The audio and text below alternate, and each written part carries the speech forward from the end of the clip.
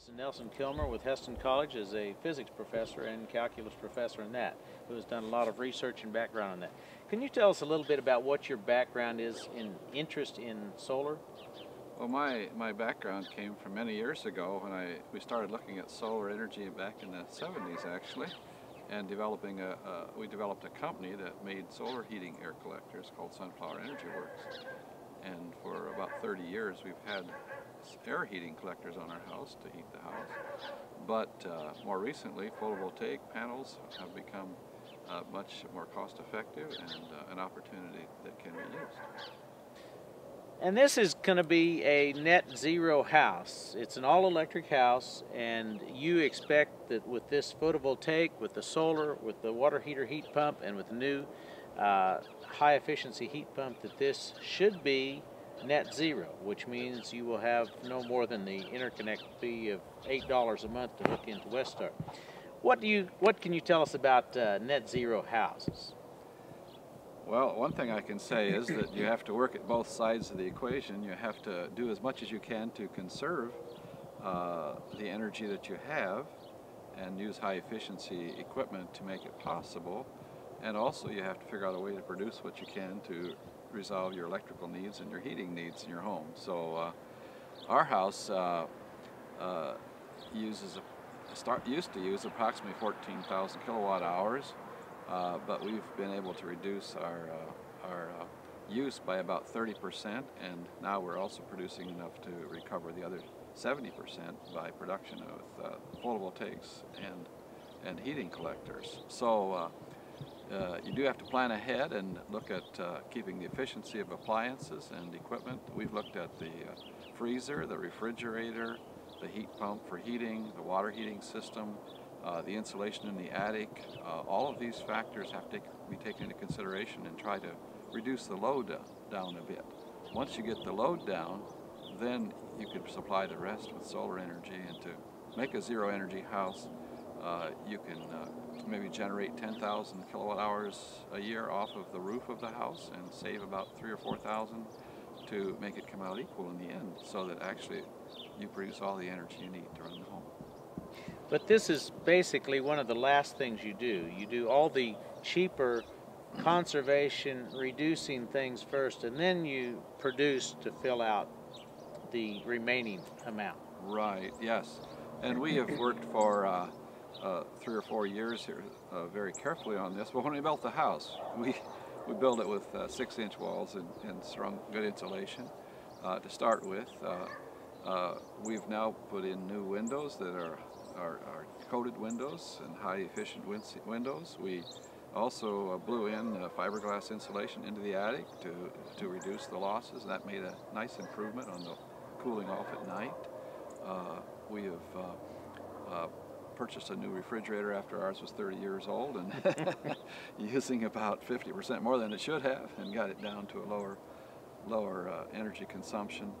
And also we looked at all of our house uses, such as our cable boxes, our dehumidifiers. We noticed that they use a tremendous amount, and actually tried to reduce the use of the dehumidifier as much as possible and almost get rid of the dehumidifier use if we can.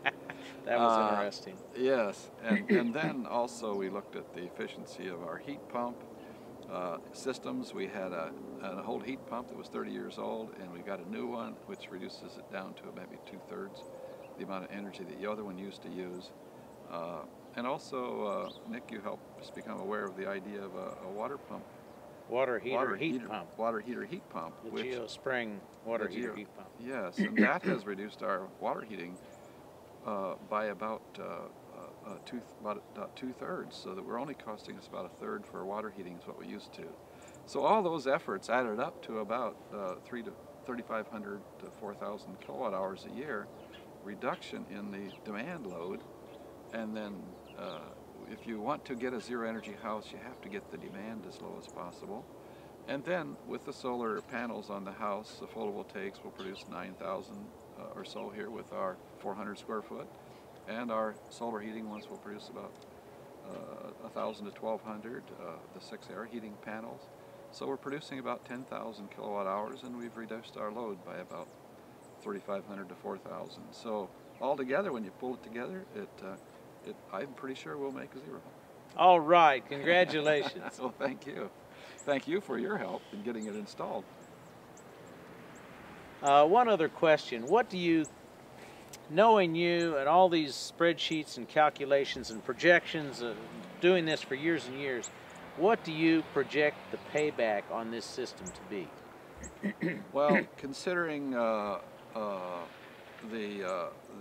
cost of investment less the tax credits, which is what I really have to pay, I will be able to recover in about 9.5 years the number of dollars that I've spent on the system here. So the payback's about 9.5 years, and that assumes we have the savings we've talked about, and it assumes that we'll pay for it with electricity, and that costs each year a little more.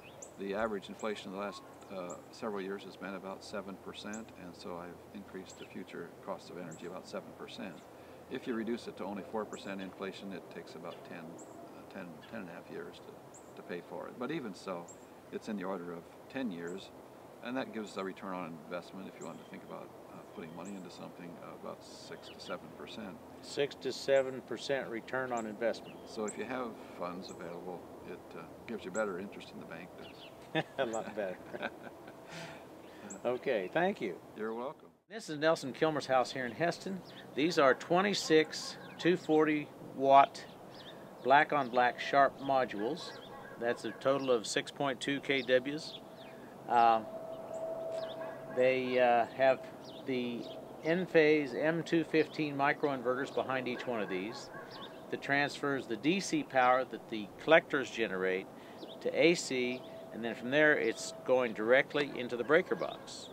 And then the utility comes up and puts on a two-way inverter, or a two-way meter that measures the amount of electricity coming in and out. So there's no batteries, and you use the electric grid as your storage, which makes it very convenient and much more cost-effective and simpler. There's no moving parts on this. It's just like an appliance that you plug in that creates electricity, and it goes back onto the grid when you don't need it, and you use that electricity off the grid at night. One of the real advantages of this is that in the summertime, especially in the daytime, when you're using the most power is when you're producing the most power. So it's also a help for the grid too. Also on this, there's 6 Sunflower Energy Work panels. These are 30 years old, and Nelson Kilmer, who put these in, is one of the original people that put this together. These are high quality panels that after 30 years are just as good as new. So these solar energy systems have a long life. They're made out of glass, copper, aluminum, and there's not a whole lot to go wrong with them. Yes, this is the back of Nelson Kilmer's house. The collectors are on the other side of the house. The conduit comes through the attic and into here, and here is a disconnect that Westar wants us to put on, and this will shut it off. And it goes through here. This is a customer-owned meter. This is the Westar meter, utility meter, but we are having another way of measuring it. It comes through here and goes down into the breaker box.